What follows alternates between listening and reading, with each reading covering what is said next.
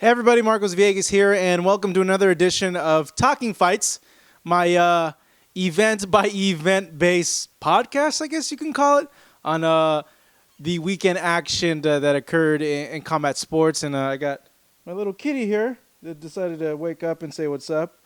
But over the weekend we had some pretty interesting fights that appeared on the HBO. One featuring Andre Ward against Sullivan Barrera, and the other featuring Diaz taking on Jayson Velez. So I'm going to go ahead and touch on all that while you see my cat climb behind me, I think, on the couches. She's going to be making an appearance here. She's going to be like the recurring character, I think, on these things. Hopefully next week, you guys, I'll be able to live stream this so I could live chat with you guys. I want to get your interaction, your comments of what you think about everything and questions you may be asking me. So go ahead and work on that for the time being. So let me get into this thing, and I just want to make sure to remind you guys, you can go ahead and follow us at Fight Up TV on Instagram, Twitter, and on Facebook. And you can follow me as well at Hey It's Marcos V on Twitter and Instagram. And Marcos on the snaps for you guys using Snapchat. So let's get right into it here live from my couch with my cat on my lap. I'm going to go ahead and talk about the first matchup that happened on that HBO broadcast, the one that featured rising star who's still undefeated, Mr. Joseph Diaz Jr., taking on Jayson Velez, who's a veteran who fought Evgeny Gradovich in his last fight, who's a former world titleist as well. And I was there ringside in Oakland for this fight card. I made the trip over there, the one-day trip, to go ahead and see this fight live. And just some backstory on the actual arena and how it looked. It was pretty packed, to be honest. A good amount of crowd. Steph Curry made a appearance there at the fight. He's I guess a good friend of Andre Ward. That's the Warriors' home arena. You had E40 drop by. Michael B. Jordan, who was alongside Andre Ward in the movie Creed, was also there as well. I'm trying to think off the top of my head if there's any other celebrities that I see or that I saw in the house. Fighter-wise, Amir Khan, who spoke to us, and I'm actually uploading a video right now of him. We uploaded a video on that Saturday of him telling Kell Brook to grow some balls in terms of getting better opponents. You could see that on youtube.com/FightHub. It's up there. Amir Khan spoke to us for about 20 minutes about this Canelo fight, and he said all sorts of good stuff about that fight, and it's uploading now. Shane Mosley was in the house over there as well. He talked to us about his title fight, actually, that he's having on May against, I don't know, I want to say Armenian guy. Has 26 wins, 1 loss for the interim WBA title, I believe May 28th on CBS in Arizona. So if you guys in Arizona, it's a chance to see Shane Mosley. It's for an interim title. The full champion in that organization is Keith Thurman. It is what it is. I know Mosley is good friends with the WBA people. I don't like the interim, the super champions, whatever. It takes away from the champions. But Shane was in the house as always. Shane's a good dude. I like Shane a lot. He used to work out down the street from this boxing club that I used to go to, or I still go to, where actually I learned how to box. Sergey Kovalev was in the house. We got Sergey's comments after the Ward fight, which is up on our channel as well. And I asked him flat out, do you think you could beat Andre? And he seemed not, I don't want to say unsure, but he knows it's going to be a hard fight. He said he thinks he could, but you could tell he's like, You could tell both guys feel it's going to be a hard fight. Watching their live, and I'll get into it, it's going to be a competitive fight. But let's go ahead and get back to Jojo Diaz's performance. The real tale of this fight for me watching ringside was Jojo's youth and his newfound, I want to say, body. He looked a lot more muscular in the build-up to this fight than he's ever been in any other fights. He looked like he put on a lot more muscle, and I think that's really made the difference. His youth and his power. Every time Velez would work, he'd be winning a majority of that round, or any round that he was working on, and then Jojo would come back late in that round and land some big, huge shots, and it would force anybody who was judging the fight to give that round to Jojo, because you saw Velez throwing not pitter-pat shots, but, little shots that it's like, bing, bing. Imagine like you're Superman and bullets are coming at you and it's flinging off. That was the equivalent, and I'm not saying, Velez isn't a huge puncher. If there's a bigger puncher landing those punches on JoJo, whole different story. But because he's not a big puncher and JoJo's a young guy that has a decent punch, he would come in and start landing these big flush punches that would make a lot of noise ringside, and it made me and the judges score those rounds for him. But you know what? Compared to the other fights, JoJo looked really sharp, man. He looked really, really good. He started out really well. He started out working the body really good in the early rounds, and I took note of that. He was putting in some work to those lower extremities. And even though he got away from it as the fight progressed, it was only a 10-round fight, he did pretty good. He looked really sharp. Velez was working, though. He had a way of, he would work on the inside, and he was just he was landing a lot of shots. He was doing a lot of work. But the thing is, like I mentioned before, he would work and work and work, and it looked like he had the round. And then he would allow himself to get caught with these big counter shots from JoJo, either on the inside or moving around. He'd eat these hooks, or he'd eat these liver shots or these kidney shots, and you had no choice but to give the round to Joseph Diaz. Now, this fight was a good exposure fight for JoJo. It showed him on a network that he's never been on before, which was HBO, a whole entirely new audience gets to learn about him. The kid went to the Olympics. He's still undefeated. He does have a fan-friendly style. He'll go in there and mix it up with you. So, speaking in the future, when we saw Diaz and Golden Boy's Robert Diaz, that's funny, they both have last names. But when we saw them in the back for the post-fight press conference, we asked him, what's in the cards for JoJo in the future now? They're going to want to maneuver him into a world title shot by the end of the year, and they think he's really at that level. We don't know if it's going to be right away. I would not think it would be right away. I would want to get him maybe a fight or two and then put him in a title shot, but they're pretty confident to think that by the end of the year he'll be pushed in that position. Now, I asked him, well, who in 126 can you really target? You have guys in PBC right now, a lot of the 126 pounders that you can't do business with. Guys like, I'm having a brain fart, but I know who I'm talking about. That's Leo Santa Cruz. Sorry, guys. You got Leo Santa Cruz. You have Abner Mares. You have Cuellar. You got Montiel. You got Frampton over there. You got a lot of a bulk of the 126 pounders not available. Yeah, you have Lomachenko on top ranked side. And you have a few others, but it's kind of hard. You got Vargas and Salido. But those guys are set to fight in April, so it's a bit of slim pickings. JoJo still has a lot of growth. He's still really, really young. Those guys are big-time veterans, and Lomachenko's a nightmare for anybody. And this is no knock on anybody in that division, but I don't think skill-wise anybody's close to being at Lomachenko's level. The kid's man, he's like a savant inside the ring. Some of the stuff he does it gives you a greater, if you're really into boxing, and I'm really into it in the sense that I took the time out to learn boxing, to train in it, and when I see him do these little movements or these little half steps or a little inch back, that he's able to get away from a certain punch, or he'll take a step to the side and turn around and move the glove down and catch you with the hook. Those things, to me, get me insanely giddy. I'm like, oh my God, I get excited. I'm like, how in the hell did this guy just do that? And Lomachenko is a guy that displays that. Floyd Mayweather is a guy that you look at and I know he's boring. He'll bore 80% of the people watching his fights out there. But for a guy like me that knows what the hell he's doing, that knows how hard it is for you to take a half step, a lateral step, a turn, and slip a punch that comes really fast, to me it's a treat. And it was a treat getting into the main event to see Andre Ward, to see a guy like him, a master at his craft. He really is a master at his craft. Do what he did on that night in Oakland.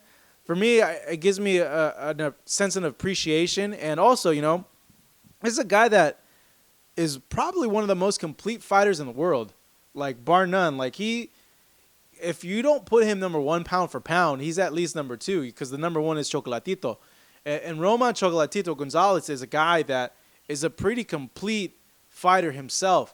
And the thing is, huge difference as to maybe why some people will put Chocolatito ahead of Andre is, one, he's been more active. Two, he has a much more exciting style. Three, he finishes his opponents. And that's a big thing with Andre Ward that I'll get into as to, I think, why he just really hasn't caught on top of the inactivity. But I'm going to go ahead and talk about the performance he had on Saturday night.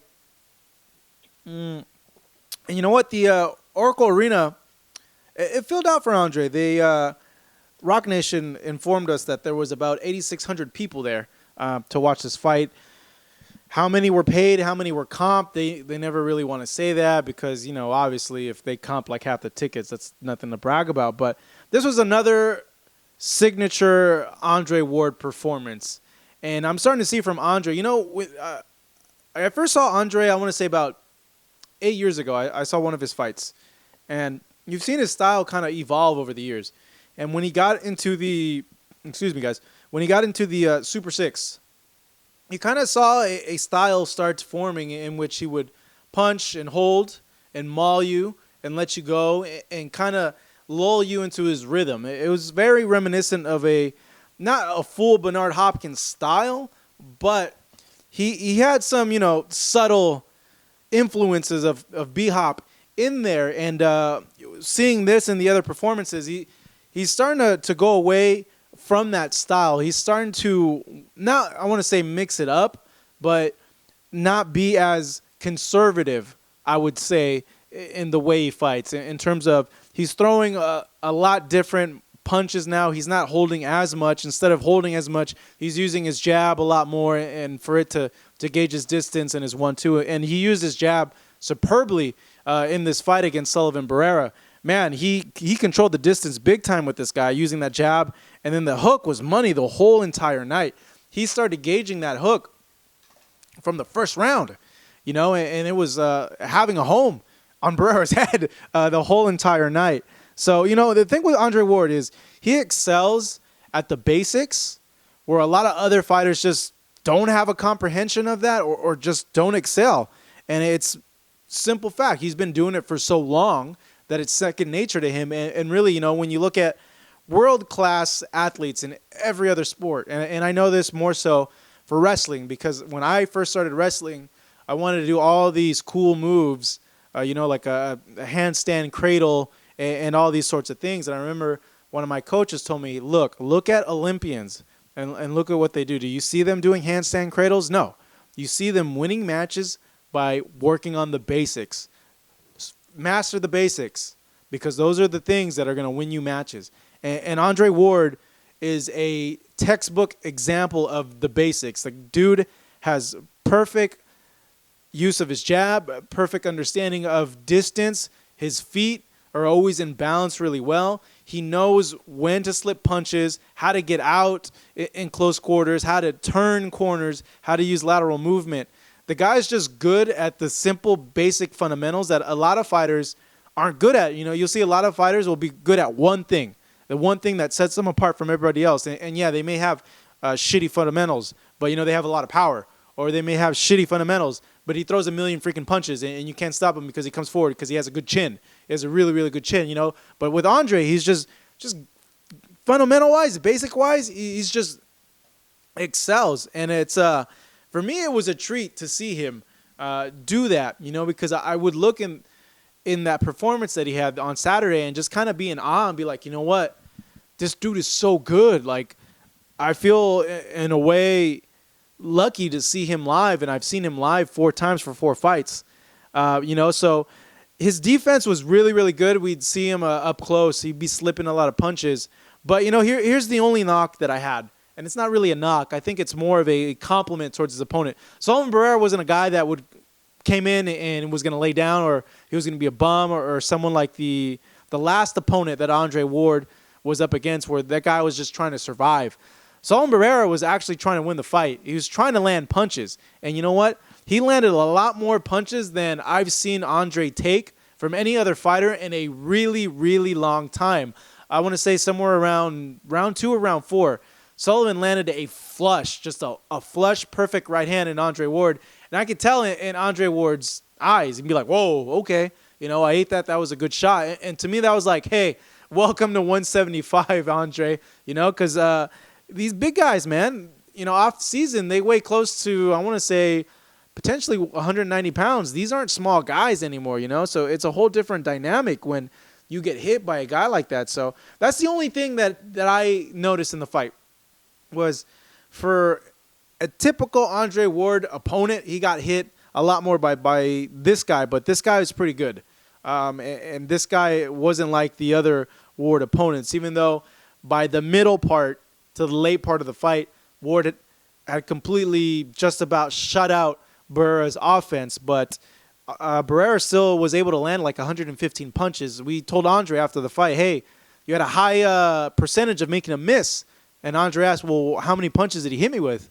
And we told him 115 punches. And he was like, oh, man, are you serious? This dude hit me with 115. He seemed like legit, like bothered, like, man, I can't believe this guy hit me that many times. And we have all the post-fight videos up on youtube.com/FightHub with him talking to us about that. And you can tell by his eyes, they were both bruised up. It's a fight, for people to think like, oh, yeah, you're going to go in a fight and not get touched. No, man, it's boxing. You're going to get hit. It's the name of the game. Like, if you go into boxing thinking you're not going to get hit, like, you're in for a rude awakening. And, with that, the future for Andre Ward. Now, there's a lot of interesting matchups for him at 175 in terms of, like, opponents leading up to Sergey Kovalev. When we asked him, hey, do you want a Sergey Kovalev fight right now? Or do you want to get, like, at least one more fight in and then lead into Kovalev?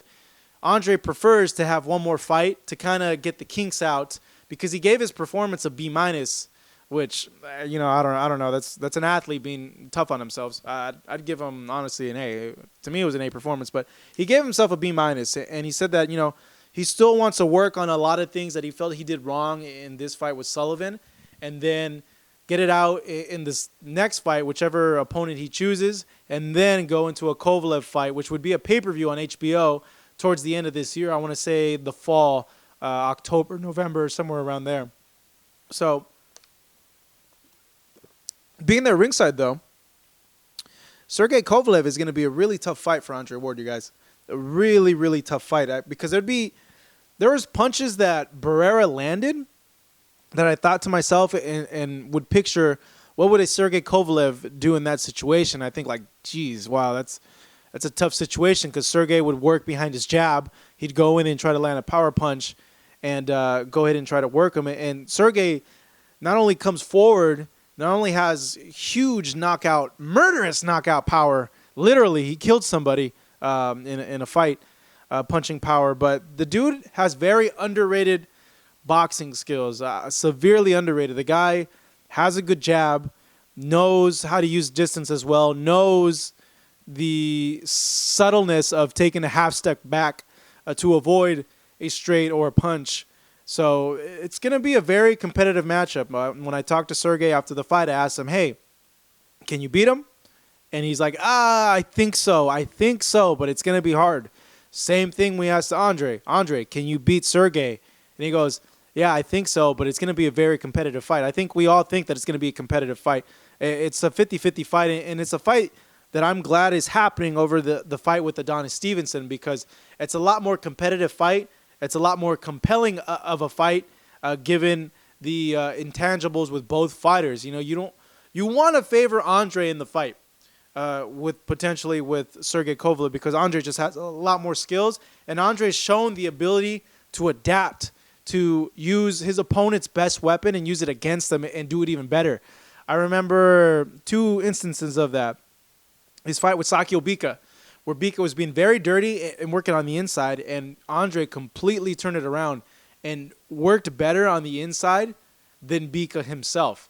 And, at that point, I thought, man, this kid is going to be really great because not a lot of fighters can do that. Their ability to adjust and adapt and use the weapon that makes their opponent so good, use it against them, and then do it better. Mayweather does that to his opponents. He'll take your best weapon away, and then sometimes he'll do it better than you.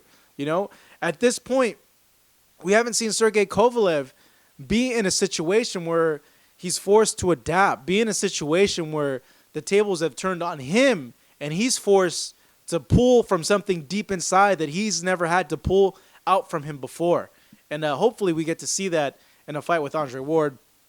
A very interesting fight because to this point, it's not like people haven't challenged Sergey Kovalev, but he's just been steamrolling through people because, honestly, the dude's good. He's good fundamentals, So, excuse me, guys. Got to get some water in my throat. Dang, my allergies are killing me this year. I don't smoke, you guys. I do not have a smoker's cough. But, on ending note with that, and look, I have my little points here. I'm so, type A personality. It's terrible. I had a little checklist here going over my points. But, ending, there's another thing that, pissed me off working in Oakland and just kind of opened up a Pandora's box of things. I'm going to call this little segment the rant of the week. And my rant of the week is security guards, bouncers, and club promoters, and the stupid power trip that they get when you're trying to do something. Like me, for instance. Okay, I'm at the Oracle Arena. Andre walks out of the locker room. I'm there trying to get B-roll of him and Curry saying what's up to each other, and Curry congratulating him, and the security guard comes up and says, "No photos, no videos." I'm like, really, dude? Are you serious? What the hell is a photo or a video going to do? Is it endangering their lives? What the fuck's your problem? Obviously I didn't say this, but I did say, well, what's the big deal in taking a photo? And they're like, oh, there's no photos. There's no nothing right now. And I'm like, dude, I'm a working member of the press. I can take a photo or a video. What's the big deal? And he goes, you know what? If you ask again, there's going to be some real problems. So, me, I'm a smart ass, and when, if someone says something to me, my initial reaction is to go fuck yourself. No, let me do my job. All I'm trying to do is to do my job.